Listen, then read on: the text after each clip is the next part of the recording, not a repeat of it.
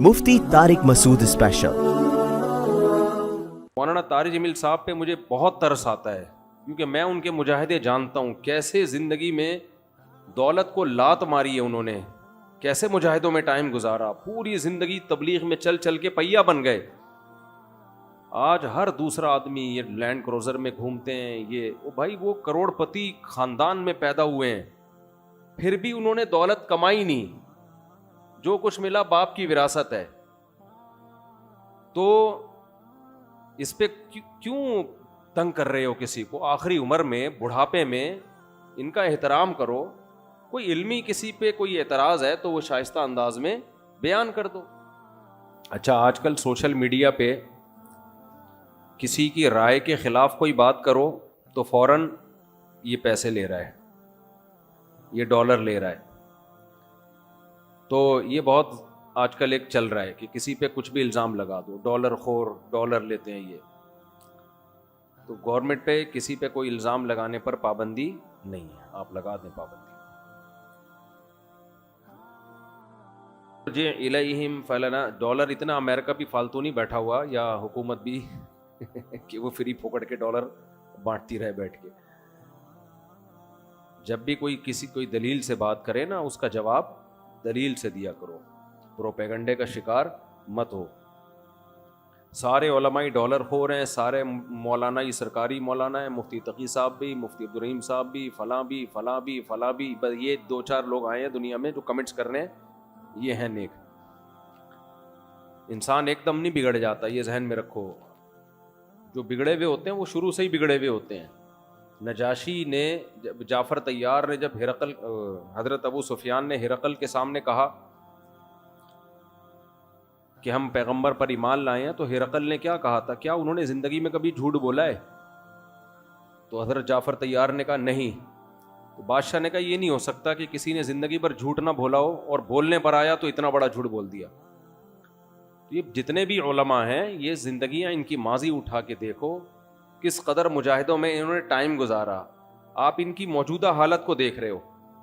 मौलाना तारिक जमील साहब पे मुझे बहुत तरस आता है, क्योंकि मैं उनके मुजाहिदे जानता हूँ, कैसे ज़िंदगी में दौलत को लात मारी है उन्होंने, कैसे मुजाहिदों में टाइम गुजारा, पूरी ज़िंदगी तबलीग में चल चल के पहिया बन गए।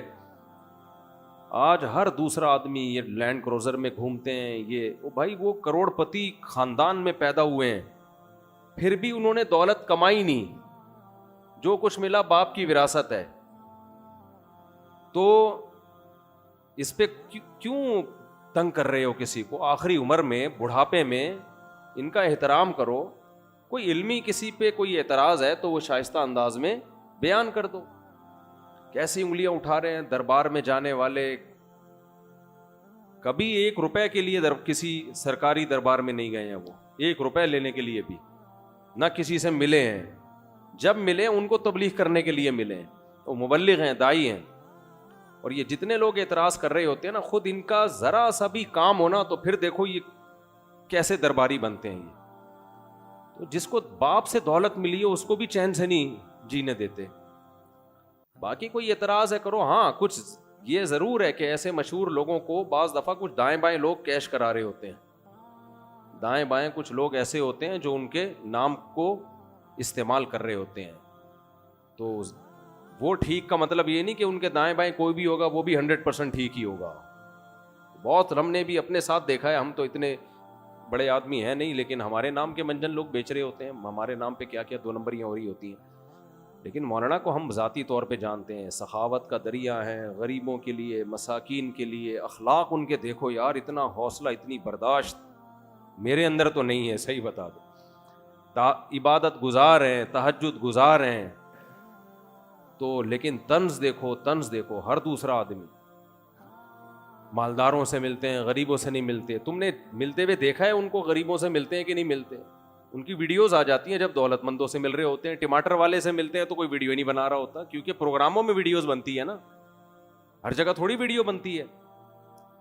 हिजड़ों पे मेहनत करें तो ये उनका हौसला है, कहते हैं देखो हिजड़ों के पीछे पड़े हुए हैं। यार तुम जाओ 2-4 मिनट किसी हिजड़े के साथ बैठ के तबलीग करो, उसको तुम्हें अंदाजा हो जाएगा। तो बस कर दो, मनफी बातें फैलाना बस कर दो। और पता है ये मनफियत बार बार, वो भी बुरा, वो भी बुरा, वो भी बुरा, وہ بھی ایسا سب خراب ہیں یہ صحیح ہیں 4-6 آدمی بس دنیا میں جو کمنٹس کر رہے ہوتے ہیں نیچے. منفی سوچتے رہنے سے نا انسان ڈپریشن کا ڈبہ بنتا ہے اور تھوڑے دنوں میں اپنی موت خود ہی مر جاتا ہے. مثبت سوچنا سیکھو, پازیٹیو سوچنا سیکھو. سمجھتے ہو کہاں سے کہاں بات چلی گئی. وہ انٹرویو لیا نا ان سے پوڈ کاسٹ میں کہ آپ تو سادگی کی تعلیم دیتے ہیں اور خود آپ گاڑیوں میں گھومتے ہیں. تو سلیمان علیہ السلام سادگی کی تعلیم دیتے تھے کہ نہیں دیتے تھے, جن کا ہم واقعہ سن رہے ہیں. اور ایسا عرش رکھا ہوا تھا, آگے آ رہا ہے, ایسا تخت, لگژری تخت تھا کہ آپ کی سوچ جہاں ختم ہوتی ہے وہاں سے سلیمان علیہ السلام کا تخت شروع ہوتا ہے. تو دولت رکھنا سادگی کے خلاف نہیں ہے. سمجھتے ہو کہ نہیں سمجھتے. ایک صاحب کہنے لگے ایم ٹی جے کی پروڈکٹ کی قیمتیں دیکھو تو ہوش اڑ جاتے ہیں, تو مت خریدو نا, ساتھ والی غریب والی دکان سے خرید لو. بہت زیادہ قیمت پہ بیچ رہے ہیں تو مت خریدو بھائی. اور وہ کون سا دکان پہ بیٹھ کے بیچ رہے ہیں, تو نیچے لوگ ان کا بزنس سنبھالا ہوا ہے, نام ان کا استعمال ہو رہا ہے, اور اگر بیچ رہے ہیں ڈبل ٹرپل کر کے بیچ رہے ہیں تو آپ مت خریدو نا, آپ کا دماغ خراب ہے, وہیں سے لوگے آپ. انہوں نے کہا ہے کہ جو میرے ایم ٹی جے سے جو خوشبو نہیں خریدے وہ دار اسلام سے خارج ہے. مت خریدو یار, آپ بے وقوف ہو. تو پرسنل لائف میں اس طرح سے, جو میں نہیں کہہ رہا وہ فرشتے ہیں ان سے غلطی نہیں ہو سکتی, کوئی علمی لحاظ سے کسی پر کوئی اشکال ہو تو مہذب طریقے سے کیا جا سکتا ہے, وہ ٹھیک ہے, وہ تو اللہ کے پیغمبر کے علاوہ کوئی بھی غلطی سے پاک نہیں ہے. تو بہت افسوس ہوتا ہے, قوم جو ہے نا بہت منفی سوچتی ہے, بہت منفی سوچتی ہے. خیر اچھا بھائی, تو سلیمان علیہ السلام نے فرمایا ارجی الیہم, واپس. وہ ہدیے لے کر آئے تھے نا, اس کا خیال یہ تھا یہ ہدیے دیکھ کے کیا ہو جائے. ہاں میں یہ کہہ رہا تھا کہ جس نے زندگی میں کبھی ڈالر نہ لیے ہوں حکومت سے, اسٹیبلشمنٹ سے, امریکہ میں, وہ کیوں اب ڈالر لے کے غلط بیانی کرے گا. آپ یہ بول دو اس کے بیان پہ ہمیں اعتراض ہے, ہم ان کے بیانیہ سے متفق نہیں ہیں. یہ نہیں بولو کہ ڈالر لیے ہوئے ہیں, یہ نہیں بولو.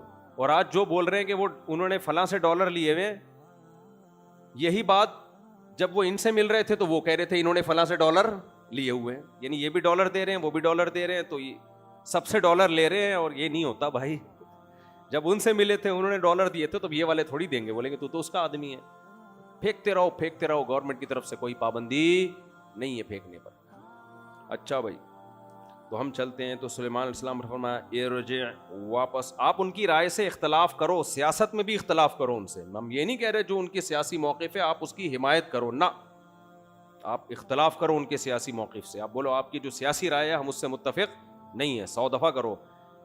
یہ نہیں بولو کہ آپ اس رائے میں مخلص نہیں ہیں, آپ پیسے لے کے یہ رائے دے رہے ہیں. یہ بہت بڑا الزام ہوتا ہے, پیسے دے کے بیانیہ بدلنا. یہ کوئی بہت ہی غلیظ پلید آدمی ہوتا ہے جو یہ کام کرتا ہے.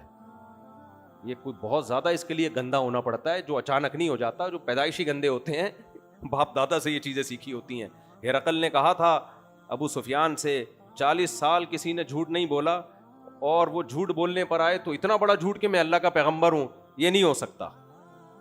کسی نے زندگی میں کبھی چوری نہ کی ہو, اچانک بینک میں کروڑوں روپے کا ڈاکہ ڈال دے, ایسا نہیں ہو سکتا بھائی. شروع میں چپل چوری, پھر آہستہ آہستہ یہ بڑے بڑے جو ڈاکو ہیں نا جو آگے تک پہنچ کے ہمارے تو یہ ایسے نہیں ہوتے.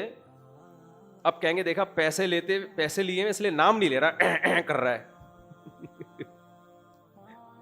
کوئی پیسے نہیں لیے ہوئے میرے بھائی, اس لیے کر رہا ہوں کہ ایک نیا ایشو نہ کھڑا ہو جائے. تو سمجھ ہی گئے ہوں گے نا کا کیا مطلب ہے. تو شروع میں چپل چوری, پھر ہوتے ہوتے آج اللہ نے ماشاءاللہ کیا اونچا عظیم مقام دے دیا ان کو. تو ایسے ہوتے ہیں لوگ جو پیسے بھی لیتے ہیں. مولانا کی زندگی دیکھو, بیچارے میڈیکل سائنس پڑھ رہے تھے, ڈاکٹر بن رہے تھے. ارے طارق بھائی ماشاءاللہ آپ کی عمر ماشاءاللہ بہت لمبی ہوگی انشاءاللہ. طارق بھائی نے بہت بندے مار دیے اب تک ماشاءاللہ, اللہ نے ان کو صحت مند رکھا. مارے کا مطلب ان کی زندگی میں چلے گئے, اور اللہ اور صحت دے آپ کو. تو ان کا قصہ بعد میں سناؤں گا, یہ ہماری تفسیر نہ رہ جائے. تو کیا کہہ رہا تھا, میرے دماغ سے نکل گیا, دیکھو یار.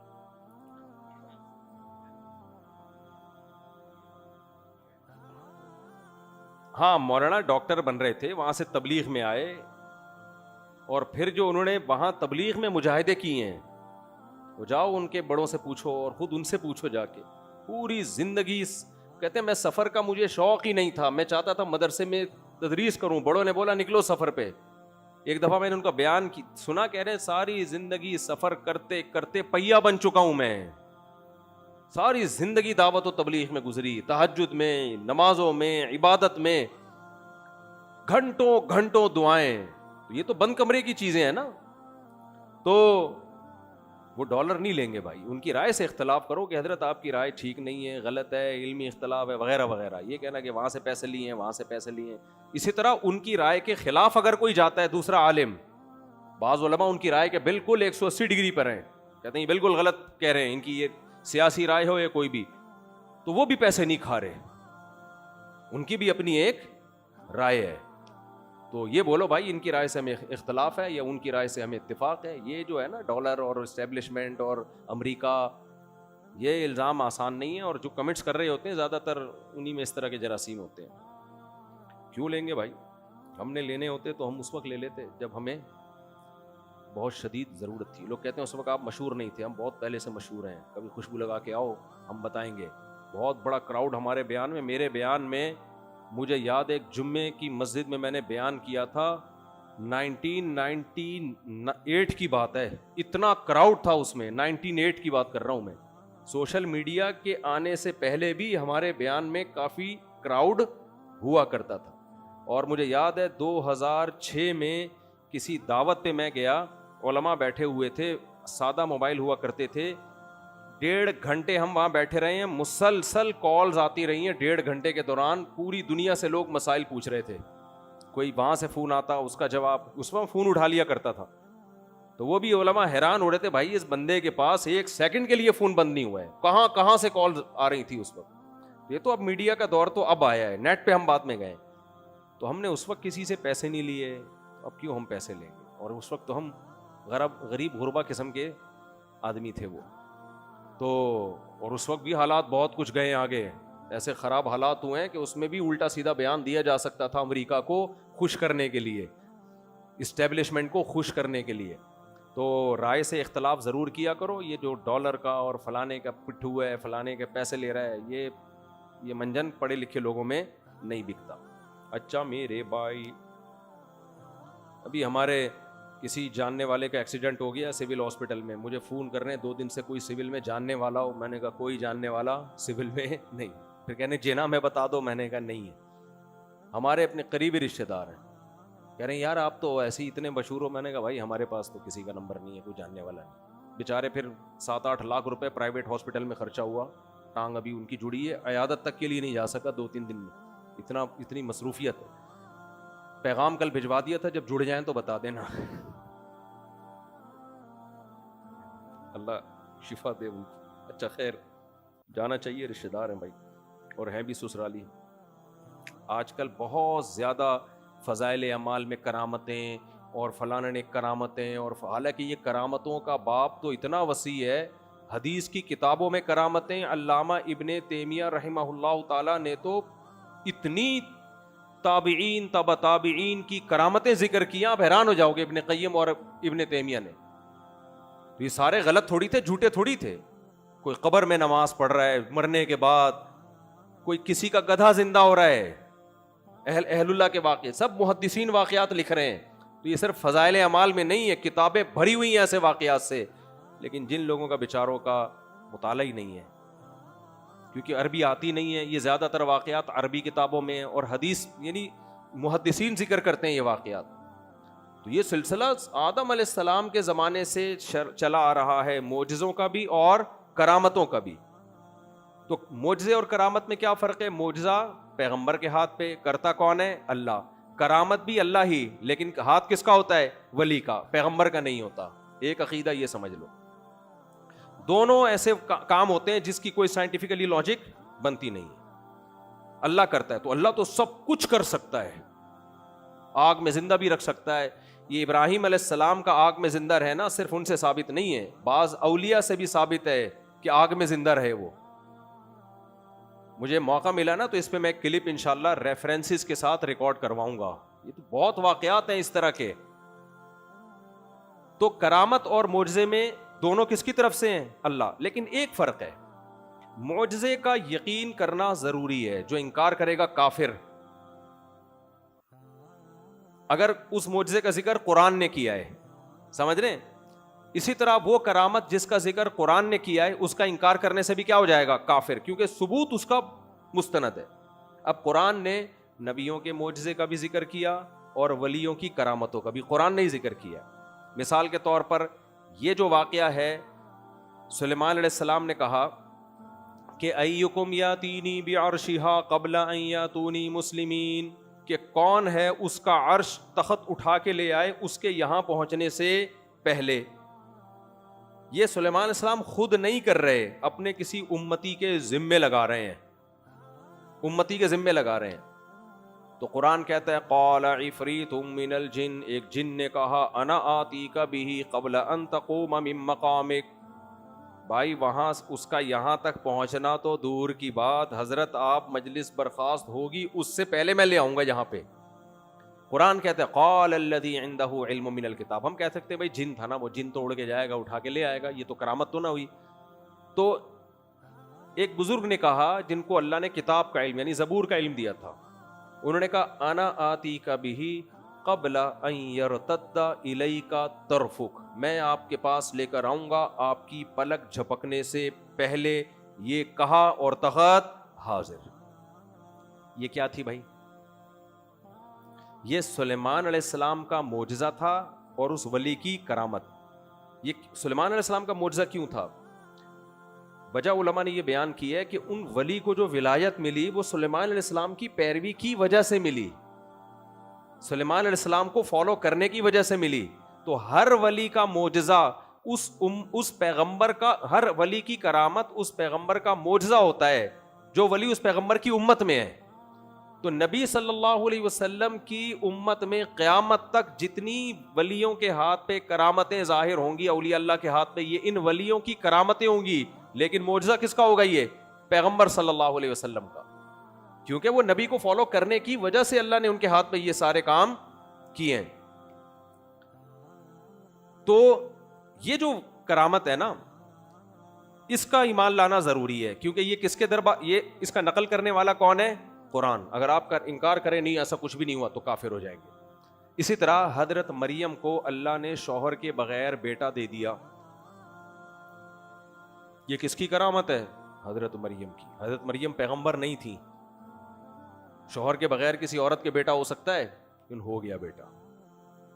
تو یہ کرامت کس کی ہے؟ حضرت مریم کی, اور اس پر ایمان لانا ضروری ہے.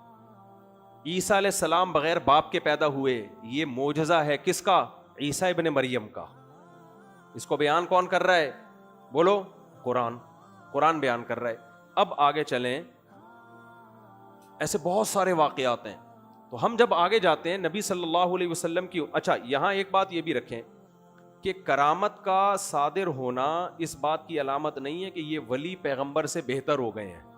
کچھ کرامتیں ایسی ہیں جو پیغمبروں کے ہاتھ پہ وہ معجزے ظاہر نہیں ہوئے, ولیوں کے ہاتھ پہ ہوئے ہیں. کچھ کرامتیں صحابہ پہ نہیں ہوئی, تابعین پہ ہوئی. ابن تیمیہ رحمہ اللہ نے تو یہ لکھا ہے, بلکہ یہ تو روایات سے ثابت ہے کہ صحابہ کے دور میں اتنی کرامتیں صحابہ کے ہاتھ پہ نہیں ہوئی ہیں جتنی تابعین کے ہاتھ پہ کرامتیں ظاہر ہوئی ہیں. اور میں نے تو خود اپنی آنکھوں سے مشاہدہ کیا بعض کرامتوں کا, میں اس کی ڈیٹیل میں نہیں ابھی جاتا, کہ جو کم درجے کا نیک تھا اس کے ہاتھ پہ کرامت ظاہر ہوئی, جو زیادہ درجے کا نیک تھا اس پہ کرامت ظاہر نہیں ہوئی. تو یہ کوئی اچھمبے کی بات نہیں ہے. لوگ فوراً جب کوئی کرامت کا واقعہ آتا ہے کہتے ہیں ابے ابو بکر تو ایسی کرامت کر نہیں سکے, فلاں بزرگ کو تو آگ میں پھینکا وہ تو جل گئے, اور وہ بات کے 200 سال پہلے کے بزرگ کو آگ میں ڈالا وہ نہیں جلے. ابے پھینک رہے ہیں لمبی لمبی, کیا کر رہے ہیں بھائی؟ اس بیس پہ آپ انکار نہیں کر سکتے. ہاں انکار اس بیس پہ کرو کہ بھائی اس کا ثبوت کیا ہے, یہ بیان کرنے والا کون ہے. بیان کرنے والا ثقہ ہے تو اس کی خبر کو مانا جائے گا. 2-3 شرطوں کے ساتھ کرامت کو مانا جائے گا, 3 شرطوں کے ساتھ. بیان کرنے والا قابل اعتماد, جس کی کرامت بیان کی جا رہی ہے اس کا بزرگ ہونا ثابت ہو جائے, یہ وہ خود 2 نمبر نہیں ہے. اور تیسری بات, اس سے کوئی شرعی حکم کو تبدیل نہ کیا جائے. کرامت کی بیس پہ کبھی شرعی حکم چینج نہیں ہوتا, بس واقعہ ہے, اللہ کی قدرت ہے بس. تو اگر یہ 3 شرطیں پائی جائیں گی تو کتنا ہی عجیب واقعہ ہو, کتنا ہی عجیب ہو بھائی, وہ عجیب اس لیے نہیں ہے کہ کر کون رہا ہے, وہ اللہ کر رہا ہے. مردے کا زندہ ہونا قیامت میں ہوں گے کہ نہیں ہوں گے؟ تبھی مشرکین کہتے تھے بھائی یہ تو سمجھ میں ہی نہیں آتا. اللہ کہہ رہے ہیں میں کر رہا ہوں نا, تو کیوں سمجھ میں نہیں آ رہا؟ تو جو بھی واقعات نبی صلی اللہ علیہ وسلم کے بعد بھی ہوئے ہیں اور قیامت تک ہوتے رہیں گے. میں نے شہیدوں کے خون کی خوشبو اپنی ناک سے سونگھی ہے. یہ کرامت ہے یا نہیں ہے؟ ایک کی نہیں سونگھی, بہت سوں کی سونگھی, اور صرف اکیلے میں نے نہیں, بیسیوں نے سونگھی ہے. اب کوئی کہے کہ اب یہ کس سے کہانیاں سنا کے لمبی لمبی پھینک رہا ہے.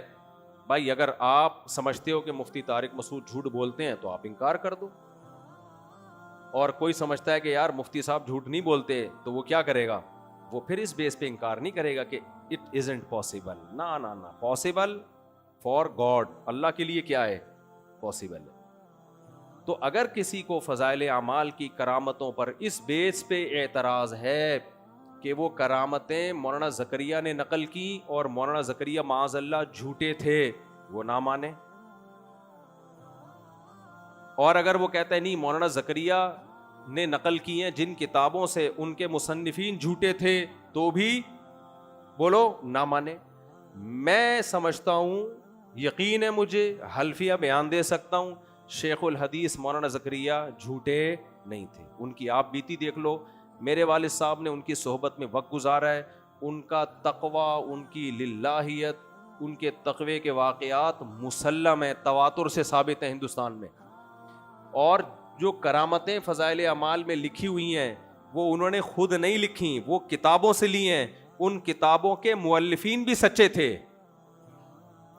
تو لہذا جو ان واقعات کی بیس پہ فضائل اعمال کے خلاف کلپ بازی کرتے ہیں, ان کو چاہیے کہ ان محدثین کے خلاف کلپ بازی کریں جنہوں نے یہ کرامتیں لکھی ہیں. ان کے لیے ایک لفظ نہیں بولتے اور سارا نزلہ کس پہ گراتے ہو؟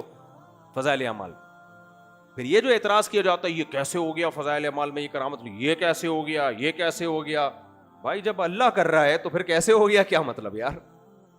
پھر تو مردہ بھی زندہ ہو سکتا ہے, پھر تو قبر سے مردہ اکھڑ کے بھی آ سکتا ہے, پھر تو آگ میں بندہ جل کے نہیں بھی مر سکتا ہے, گدھے گھوڑے سب زندہ ہو سکتے ہیں. پھر کرنے والا کون ہے؟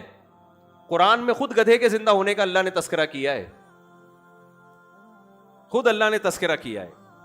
اور ابراہیم علیہ السلام کا تذکرہ کیا کہ کیسے پرندے کو کاٹ کے 4 ٹکڑے چاروں پہاڑوں پہ رکھ دیا اور وہ زندہ ہو کے آ گیا. تو جب یہ پیغمبر کے ہاتھ پہ ہو سکتا ہے, کرنے والا اللہ ہے, تو ولی کے ہاتھ پہ بھی ہو سکتا ہے.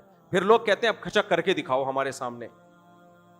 تو یہ تو وہی سوال ہے کہ مشرکین مکہ نبی سے کہتے تھے یہ معجزہ ظاہر کرو, یہ معجزہ. تو نبی کیا کہتے ہیں؟ بھائی یہ میرے ہاتھ میں نہیں ہے, جب اللہ چاہے گا ہو جائے گا, نہیں چاہے گا نہیں ہوگا, میں کوئی خدا تھوڑی ہوں. تو یہ کانسیپٹ کلیئر ہو گیا. ایک سوال لوگ کہتے ہیں پھر یہ بدعتی لوگ بھی تو اتنی قصے سنا رہے ہیں, پھر ان کو بھی مان لو. بھائی کسی کو ان کے ثقہ ہونے کا یقین ہے تو مان لے, ٹھیک ہے نا. اگر یقین نہیں ہے تو نہیں مانے. ہمیں اعتراض ہے بھائی, ہم کہتے ہیں کہ یار ان کے دیگر اعمال دیکھو. دوسرا, جس کتاب سے یہ نقل کر رہے ہیں, اول تو کس کتاب سے کس سے نقل کر رہے ہیں؟ کوئی کتاب بھی میں بھی نہیں لکھے ہوئے ہوتے. پھر بھی اگر کوئی اس کو مان لے کرامت کو تو ہمیں کوئی اعتراض نہیں ہے. اگر کسی کا یہ خیال ہے ہمارے حضرت بہت نیک ہیں اور ان کے ساتھ ایسا ہوتا ہے تو مجھے کوئی اعتراض نہیں ہے. تو ہم اس پہ اعتراض نہیں کریں گے کہ ان کے ساتھ ایسا ہوا کہ نہیں ہوا. ہم اس پہ کہیں گے کہ پہلے ان کا نیک ہونا ثابت کرو. ہم ثابت کریں گے وہ نیک نہیں ہے, ٹھیک ہے نا. اس پہ بحث کرو ہم سے. نیک ہو. اب کوئی چرسی اٹھ کے کہے کہ میں آیا تھا تو 4 فرشتے آئے اور مجھے مکہ کی طواف کرا کے لائے ہیں. میں کہوں بھائی یہ ممکن نہیں ہے. کہہ رہے جب تمہارے قبر سے مردے اکھڑ سکتے ہیں کرامت کے طور پر تو مجھے فرشتے طواف کیوں نہیں کرا سکتے؟ تو ہم اس کو کیا جواب کہیں گے؟ چرسیوں کو فرشتے طواف نہیں کراتے. تو چرسی ہے, تیرے ساتھ نہیں ہو سکتا. تورے چرس اس دن نہیں ملی ہوگی تو تیرا دماغ کام کرنا بند ہو گیا ہوگا. تو یہ اعتدال کا راستہ ہے. مستند ذریعے سے ثابت ہوگی تو مانا جائے گا, مستند ذریعے سے ثابت نہیں ہوگی تو نہیں مانا جائے گا. یہ کرامت کا باب ہے. اب چلتے ہیں ہم آگے. یہ بالکل وہی ملحدوں والا حساب ہے. دیکھو عیسائی ذہنیت سے سوچو گے نا, عیسائی ذہنیت سے, تو ہر کرامت میں شرک کی بو آئے گی. جیسے لوگ کہتے ہیں نا فضائل اعمال میں شرک بھرا ہوا ہے, کیونکہ وہ سوچتے عیسائی ذہنیت سے. عیسیٰ علیہ السلام مردوں کو زندہ کرتے, کوڑ کے مریضوں کو شفا دے دیتے. عیسائی ذہنیت کیا سوچتی تھی؟ یہ عیسیٰ کر رہے ہیں لہذا یہ خدا ہیں. اور بدعتیوں کی ذہنیت سے سوچو گے تو پھر نتیجہ کیا نکلے گا؟ ان کرامتوں سے یہ نتیجہ نکالو گے کہ مردوں سے مانگنا جائز ہے. اولیاء اللہ کو اللہ نے طاقت اور اختیارات دے رکھے ہیں. دیکھو فلاں بزرگ نے یہ کر دیا, وہ کر دیا, آگ میں گئے جلے نہیں. اس کا مطلب یہی خدا ہیں. تو بیلنس والی بات, ہاں یہ تو ہے مشرکانہ ذہنیت, یہ جو عیسائیت کی اور بدعتیوں کی ذہنیت ہے, اور دوسری ذہنیت ہے ملحدوں کی, ایتھیس لوگوں کی, عقل پرستوں کی. وہ کہتے ہیں پاسبل ہی نہیں ہے, لہذا انہوں نے عیسیٰ ابن مریم کا انکار کر دیا کہ یہ سب کچھ جھوٹ ہے, عیسائیوں نے اپنی طرف سے گڑھا ہوا ہے. وہ معجزے جو تواتر سے ثابت تھے ان کا انکار کر دیا. تو نہ عقل پرست بننے کی ضرورت ہے حد سے زیادہ, اور نہ ان کرامتوں سے یہ کہنا کہ فضائل اعمال میں شرک بھرا ہوا ہے. جس کو یہ کرامتیں فضائل اعمال میں شرک لگتی ہیں اس کا دماغ عیسائی ذہنیت والا ہے, کیونکہ وہ عیسیٰ علیہ السلام کے معجزوں کو بھی کیا کہتے ہیں, شرک سمجھتے ہیں, کیونکہ وہ اس کی بیس پہ عیسیٰ کو اللہ کے ساتھ شریک کر دیتے ہیں.